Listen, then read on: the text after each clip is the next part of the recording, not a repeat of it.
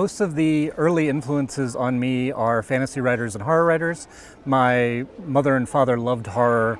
They were big fans of Stephen King. We had a lot of Clive Barker in the house, Peter Straub. Peter Straub was a big influence on me. And I grew up reading a lot of fantasists like Le Guin and Jonathan Carroll, who's a great short fiction writer and a great novelist. That stuff influenced me a lot. My great-grandmother, who watched me in the summertime, hated fantasy, did not like horror, but she loved science fiction, Asimov, Heinlein, Clarke. She liked real science fiction, so in her house, hundreds of science fiction paperbacks. So I read everything growing up, and I never drew any lines in my mind between science fiction, fantasy, horror. It was all part of the same wonderful way to experience a wider world beyond what I grew up with. And I think that's reflected in my work. I write science fantasy, I'll have magical elements even in my science fictional things. Sometimes when I'm supposed to be writing a science fiction novel, magic will creep in and my editor will say, maybe we can pull it back, make it a little more like science fiction. But absolutely, the Ray Bradbury, who also did a lot of fantasy, a lot of science fiction as well. Reading those people who made no distinctions, I think, is deep in my authorial DNA. I have always loved seasonal stories, holiday, winter stories. My favorite theme is the return of light in the darkness.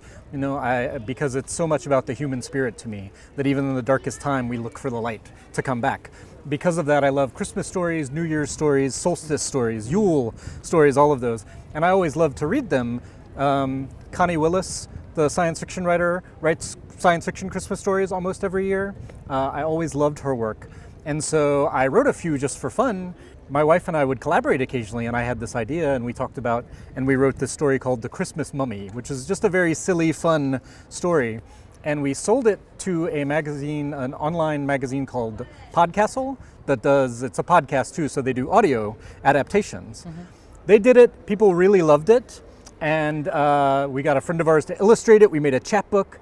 But they liked it so much at Podcastle that they kept asking us every year, will you write us another holiday story? So it became a tradition for 10 years. We wrote stories. We took 1 year off. We took one break.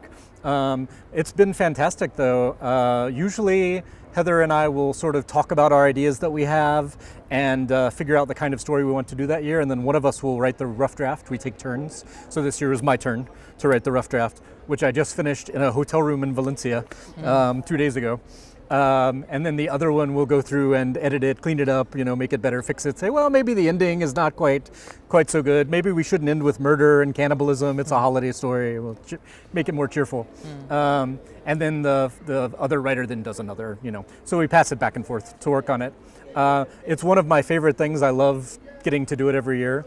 And the most exciting thing, last year, the LeVar Burton podcast, LeVar Burton Reads, adapted one of our stories that we actually wrote with our son, River, who is 16 now.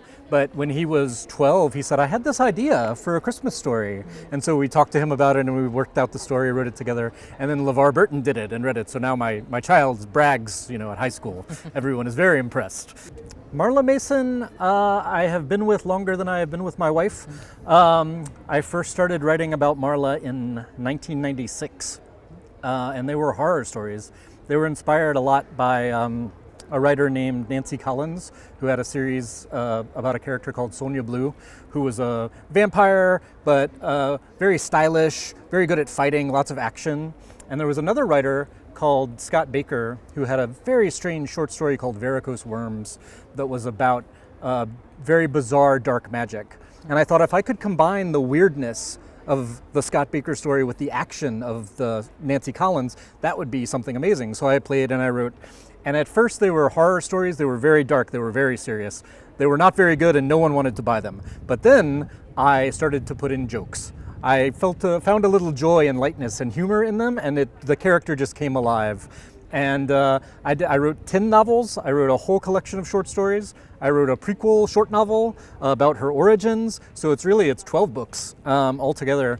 And I did it, for over 20 years. I do love the character. I realized about 6 or 7 years ago that if I was not careful, I would never write anything but Marla Mason for the rest of my life.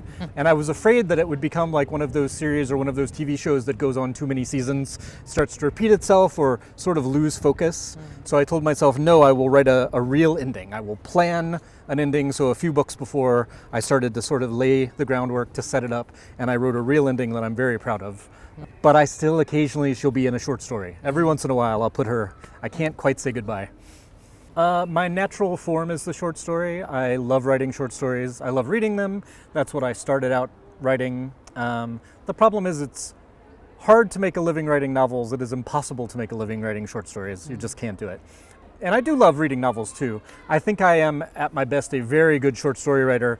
I'm a good novelist, but short stories definitely come more naturally. And I had stopped writing them because I was writing novels. I had deadlines, I was keeping very busy, and then I started, in 2015, I started a Patreon to publish a short story every month, and it was a way to allow myself to write short fiction again, to make it central to my life, because every month, some months I write 2, I get ahead, you know, but it was a way to make it an important part of my practice again, because I was only writing stories if someone asked me for one, for an anthology or some other project, and I really miss them because I love them, and I think it's my best work.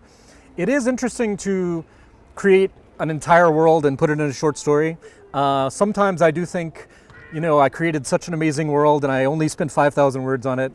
Occasionally I'll go write novels, right? A lot of the times my short stories are a way to try out a character or try out an idea, try out a world. And so I've often gone on and then done novels about them. I had a duology called Doors of Sleep and Prison of Sleep, started as short stories. I have a book coming out next year that started as short stories, where I started to explore that world. Novels are like a long relationship, and short stories are like a torrid affair. If you want to write about life and write about human experience, you have to write about pain, you have to write about grief. I can't remember who, some French novelist said that by the time you're 7 years old, you have experienced all that you need in order to write a novel, because you felt profound love, you felt terrible loss, even if it was just a pet or even if you just lost a toy. Those feelings are so big when you're a child. So even the very young understand those emotions, and you can't ignore them if you want to write accurately about the world. And even though I write about monsters and spaceships and different universes, I'm still writing about people, about character and the human heart. And to write about those things, you have to have the darkness. But like with the Christmas stories, my favorite theme is the light in the dark, because when I have gone through the hardest things in my life, I've always tried to look for the light, try to find some reason to keep me going, because otherwise you wouldn't keep going.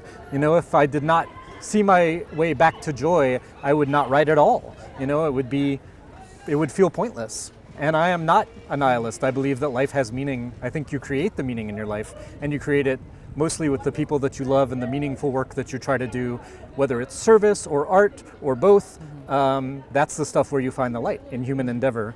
So even when I write horror, it's often not absolutely darkness. It's just a little darker than my usual work.